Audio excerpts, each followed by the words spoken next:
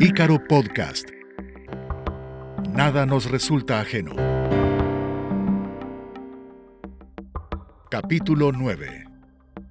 Especies exóticas invasoras.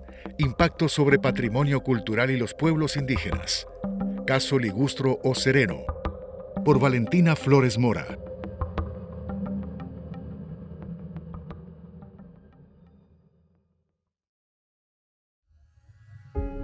Hola, bienvenidos a este podcast, donde comentaremos una problemática de suma importancia que nos involucra a todos como sociedad: las especies exóticas invasoras. Son una de las causas más importantes de pérdida de biodiversidad a nivel mundial. Se trata de plantas, animales, hongos o microorganismos que el ser humano lleva fuera de sus límites de distribución y que luego de establecerse, invaden el nuevo ambiente. Están presentes en todo el territorio, incluyendo parques nacionales y otras áreas protegidas. Modifican los ecosistemas y son una amenaza para las especies en peligro de extinción. Además, producen pérdidas económicas enormes. En algunos casos, atentan contra la salud pública y pueden afectar valores culturales. Están a nuestro alrededor y a veces no podemos reconocerlas. Lo que escucharán a continuación los va a sorprender.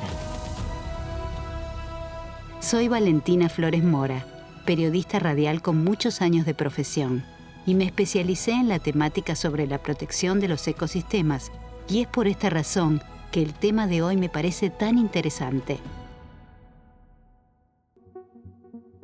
Estamos en comunicación con la bióloga Inés Casulín, que se desempeña como coordinadora nacional del proyecto para el desarrollo e implementación de la Estrategia Nacional sobre Especies Exóticas Invasoras del Ministerio de Ambiente y Desarrollo Sostenible.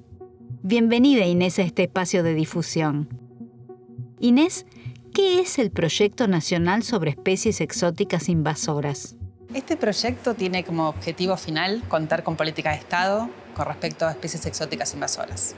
¿Cuáles fueron los objetivos principales de la Estrategia Nacional sobre Especies Exóticas Invasoras? Tiene el objetivo final de una estrategia nacional. Estamos hablando de distintas componentes. Una componente que es el marco normativo, que es lo que le va a dar sostenibilidad en el tiempo a una política de Estado. Tener un adecuado marco normativo, adecuadas líneas de educación que van a sostener esto y que la gente va a estar informada sobre cuál es la temática.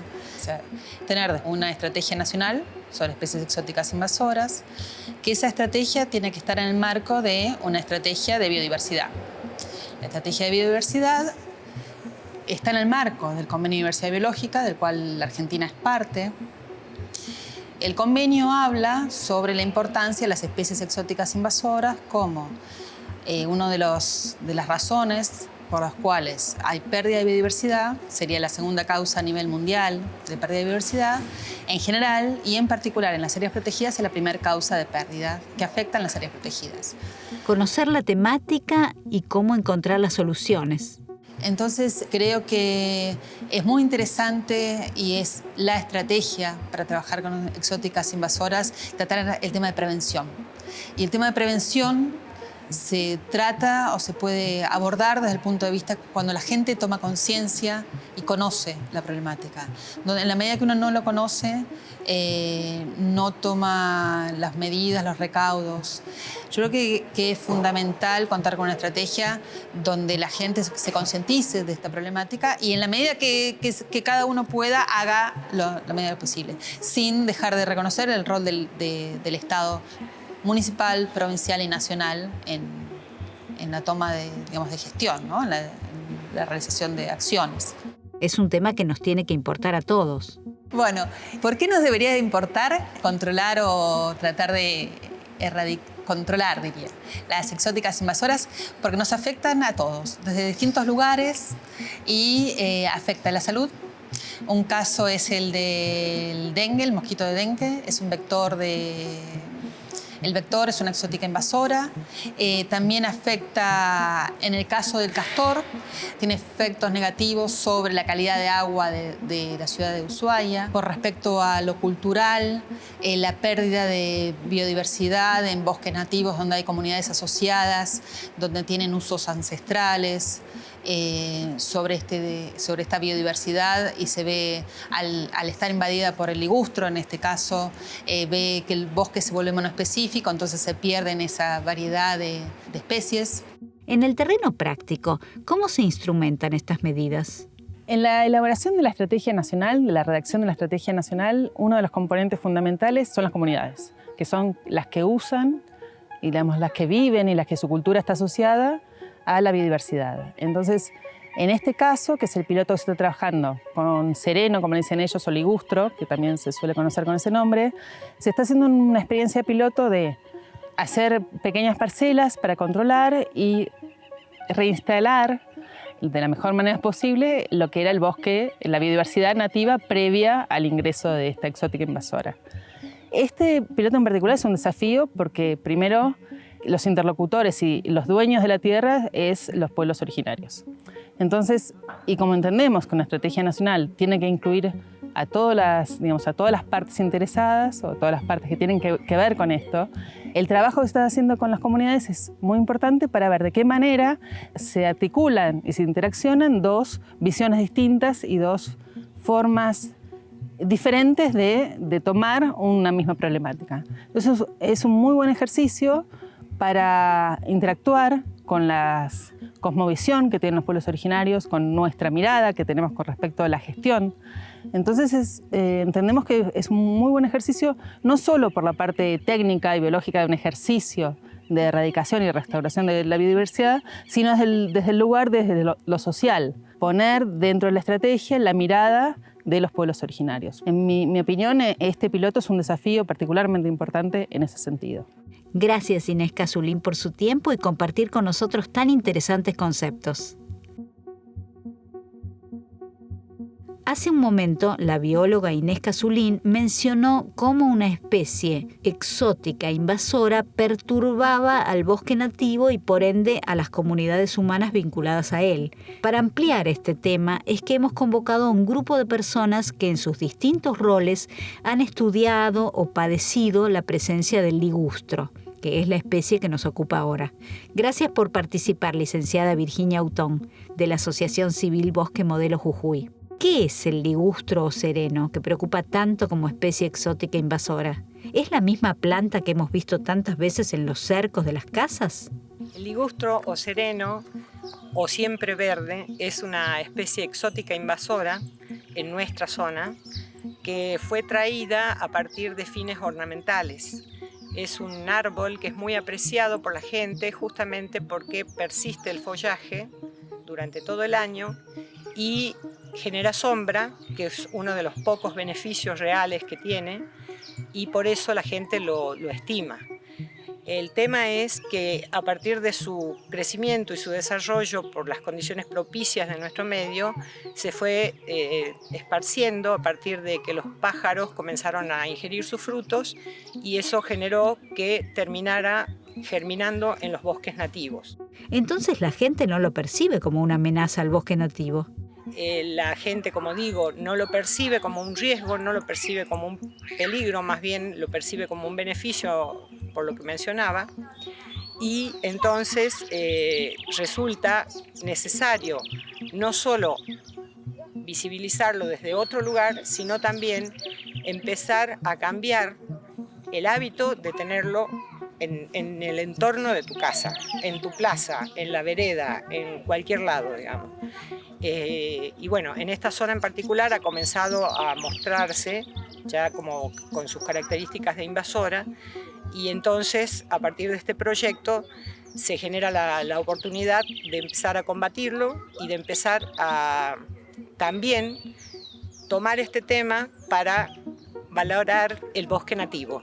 Ahora pedimos la opinión de la ingeniera agrónoma Tania Witanowski, quien también trabajó junto a la comunidad con esta especie en Jujuy. Tania, ¿qué nos puede decir sobre esta especie exótica invasora y su relación con las comunidades indígenas del pueblo Ocloya? Bueno, son 4 comunidades que están representando al pueblo, que son la comunidad de Tilquiza, Tiraxi, Laguna de Tesorero y Normenta Pacha. En este momento nos encontramos en territorio de la comunidad Tiraxi y estamos haciendo medición de una parcela experimental para ver qué técnicas de control vamos a aplicar en este caso. ¿Y han encontrado ligustro o sereno ya instalado ahí? Sí, se está viendo especialmente en esta comunidad, tenemos un avance de la invasión bastante importante. En este lugar había, solo árboles nativos, solo era bosque de yunga, y hace un tiempo atrás, hace unos años atrás, empezó la invasión de esta exótica invasora y se está viendo con mucha presencia. De hecho, en esta parcela que estamos midiendo, casi el 100% de lo que encontramos es propiamente dicho el sereno. ¿El 100%? ¿Todo ligustro? El ligustro es una de las especies exóticas invasoras más preocupantes que tenemos hoy en nuestro país. Si bien la lista es muy grande, o sea, son más de 700 especies que están en la lista de exóticas invasoras en nuestro país, pero esta es una de las más preocupantes porque la encontramos en todos nuestros ecosistemas, de norte a sur y de este a oeste, está en todos lados donde vayamos la vamos a encontrar. Y es una especie que tiene mucho éxito en su invasión. Tiene una capacidad de rebrote impresionante, uno la corta y enseguida vuelve a rebrotar, puede crecer en la sombra, puede crecer en pleno sol sin ningún problema. Tiene una desventaja también, para ella es un éxito, para nosotros es una desventaja que la dispersan las aves que consumen sus frutos. En invierno, cuando en esta zona no suele haber otras plantas con fructificación, él se encuentra en plena fructificación, así que los pájaros lo consumen y lo van dispersando por todos los lugares en donde va. Entonces es un problema bastante grave. La velocidad de la invasión es bastante asombrosa, es bastante grande. Entonces, se nos presenta, un problema. Un problema al cual se enfrenta el pueblo Ocloya. Para saber su opinión, convocamos a uno de los integrantes del Consejo de Delegados de las Comunidades Indígenas del pueblo Ocloya, el comunero Jairo Amador. Nosotros estamos organizados como pueblo indígena y la organización FAO hizo una consulta al pueblo para ver cómo se podría seguir con el proyecto que ya estaba iniciado, ¿no? Y es sorpresivo, la verdad que para nosotros fue sorpresivo. El modo como el ligustro o el sereno, como decimos nosotros, es como una amenaza o como algo invasor, como lo vemos nosotros. Realmente hemos aprendido porque de acá no sabíamos nada de eso, solamente pensábamos que era un árbol más que se criaba y no le dábamos importancia. El uso que se le da acá es sombra, por ejemplo, para sombra, y no nos dábamos cuenta que al ver uno te daba vuelta y ya tenías como 3, 4, 5, 10, 20, 100. Y así cuando uno va recorriendo el territorio se va a dar cuenta que es verdad, es como una plaga que viene así. Y eso también influye en las aves, que nosotros acá vemos que las pavas acá del monte son el principal actor que hacen que hagan el dispersamiento de la semillita del sereno. Así que para nosotros fue sorpresivo y bueno porque hemos aprendido algo que no se sabía y es bueno también como organizaciones que son exteriores a la comunidad, al pueblo, interiorizan y a través, nos orientamos y la verdad que sí, nos damos cuenta que realmente es así como se habla. ¿Qué impactos del sereno ven en la comunidad? No nos hemos dado cuenta así como ahora porque como estamos aprendiendo, por ejemplo, vemos un sereno y por ejemplo vemos también miles de serenos al lado y se ve que abajo del sereno no crece nada, por ejemplo. Solamente hay sereno, nada más, o ligustro como se dice. Y toda la parte de abajo está todo pelado, es todo tierra. Y nos hemos dado cuenta ahí recién que eso es provocado por eso, por tanta invasión produce eso. ¿Cómo afectará eso al modo de vida del pueblo Ocloya? Y yo creo que va a afectar de modo indirecto, pero la gente se va a dar cuenta, mira, ¿por qué hay sereno acá si antes no había? Y ahí ya la invasión ya influye en forma directa. Yo creo que voy a hacer así, de dar cuenta que en donde no había sereno nunca, ahora se llenó de sereno. Quizás la gente ni cuenta se da y lo sigue usando el sereno como sombra, porque es el uso que se le da al sereno, como sombra, como para usarlo como una utilidad de trabajo. A veces no sirve porque el poste no dura mucho como otros árboles que son nativos que duran más, por ejemplo, para darle utilidad. ¿Cómo siente que afecta la cultura del monte? Como digo, de alguna manera va a afectar. Yo no lo sé cómo será de acá a unos años, pero de alguna manera va a afectar negativamente. Yo lo veo como algo negativo, que algo que no nos estamos dando cuenta, no lo vemos como está creciendo, pero va a afectar en forma negativa tanto a la comunidad como al pueblo. Tenemos la presencia de otra integrante del pueblo Cloya, a la cacica Margarita Domínguez. ¿Cuál es el vínculo del pueblo Cloya con el monte? Bueno, más que nada nosotros tenemos una relación, un vínculo muy fuerte entre lo que es la persona y el monte, porque todos somos un todo, ¿no? Ya sea nosotros, las personas, con los animales, las aves también, y en sí con toda la naturaleza. Tratamos de mantener un equilibrio con toda la naturaleza. Todos somos uno. ¿Cómo este equilibrio puede ser afectado por el sereno? Bueno, este equilibrio, digamos, se rompe al tener esta invasión, ¿no?, de estas especies que no son de acá y afectan a nuestro territorio. Más que nada, en el caso nuestro, el sereno, bueno, que está disminuyendo conocemos el pasto para los animales, porque debajo de los serenos no crece nada. Y antes no se veía eso. Debajo de los serenos había mucho pasto, o habían árboles que siempre han existido acá, como ser, bueno, el chalchal, el molle, los nogales, los alisos. Pero bueno, después en un tiempo ya hemos notado esta invasión, que está afectando nuestra naturaleza. Ya los animales no llegan a esos lugares a pastar como antes. Ya se van por otros lugares y bueno, lo que van achicando, digamos, el territorio del pastaje, más que nada de los animales, ya sea de las vacas, de las cabras o de las ovejas. ¿Hay un monte con solo sereno? No me imagino, no quisiera llegar a ver eso, ¿no? Porque nosotros ya estábamos desde chicos acostumbrados a tener estas especies que son de acá nativas, ¿no? Como yo les nombraba así, estos árboles que nos servían a nosotros también para nuestros alimentos, porque nosotros utilizamos a los árboles para, por ejemplo, para curarnos, porque cada árbol es una medicina para nosotros. Nos curamos de determinada enfermedad con ciertos árboles. Con los árboles también nosotros hacemos tinturas, hacíamos para nuestra vestimenta, para nuestra ropa. Ya no comprábamos cosas artificiales, sino que usamos todas cosas naturales. También la fruta, porque nos alimentábamos de eso, por ejemplo, del chalchal, que tenía una fruta naranja muy chiquitita, el piquillín, las nueces también que sacábamos de ahí. Bueno, al no tener estos árboles ya no tenemos estos alimentos que consumíamos siempre desde chicos, y capaz que nuestros padres y abuelos también han consumido eso, pero bueno, ahora por estas especies que no nos sirve de nada. Gracias Margarita Domínguez, gracias Jairo Amador. Ahora volvemos con la licenciada Virginia Utón. El ligustro, ¿qué le da y qué le quita al bosque nativo? Al bosque nativo no le da nada, francamente no le da nada. O sea, podemos hacer una conexión indirecta a través de los pájaros, le da alimento a los pájaros, pero los pájaros tienen en el bosque nativo muchísimo más alimento que a partir de esta especie. Y quitarle le quita todo, porque en la medida que prolifera, termina siendo un bosque monoespecífico, con lo cual el bosque nativo termina perdiendo de todas maneras, digamos.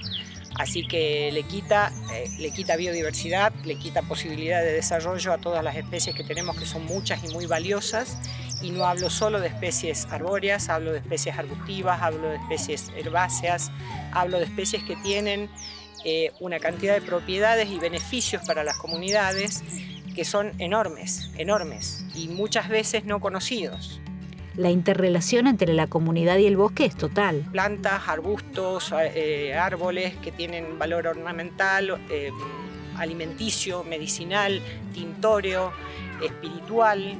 En fin, tenemos una cantidad de valores a partir de nuestras especies que todavía son preservados realmente por mucha gente, en particular las comunidades de pueblos originarios, las comunidades campesinas, que sí están en contacto con el bosque, que están conociendo por sí mismos o por las historias de sus ancestros, en los casos en que el bosque ha sido degradado o ha ido perdiéndose, y se pueden recuperar a partir de estas personas y a partir de las buenas prácticas todos esos valores y todos esos beneficios que el bosque nos brinda, y por supuesto el gran beneficio general que significa la fijación de carbono, la protección de cuencas hidrográficas, la protección del suelo, con ello evitar el riesgo de inundaciones, de mayor peligrosidad de inundaciones, de mayor colmatación de diques en los casos en que haya embalses, de elevación del nivel de base de los ríos.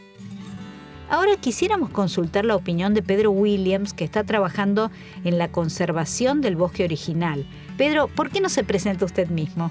Yo me llamo Pedro Williams, soy ingeniero agrónomo, trabajo en Perico, principalmente como docente, y llevamos adelante en la escuela un vivero de árboles nativos que ya llevan más de 10 años de funcionamiento. ¿Cómo fue que se vinculó con esta temática?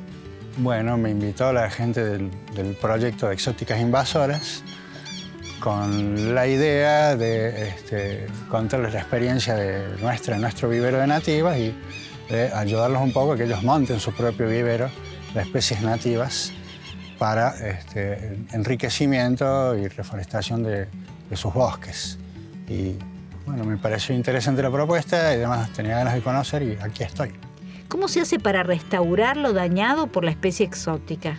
Restaurar es rehacer un bosque que se ha perdido. Una diferencia sutil en cuanto a terminología. Enriquecer es sobre un bosque existente recuperar algunas especies que faltan por distintos motivos, sobre todo por extracción. Pero siempre estamos hablando de bosques nativos y estamos hablando de ambiente, o sea, de recuperar no solo las cuestiones que puedan ser productivas, lo que se pueda sacar eventualmente de madera, sino también los servicios ambientales del bosque, que en este caso es lo más importante, lo que más les importa a los habitantes. Ahí entra la función del vivero que ustedes manejan.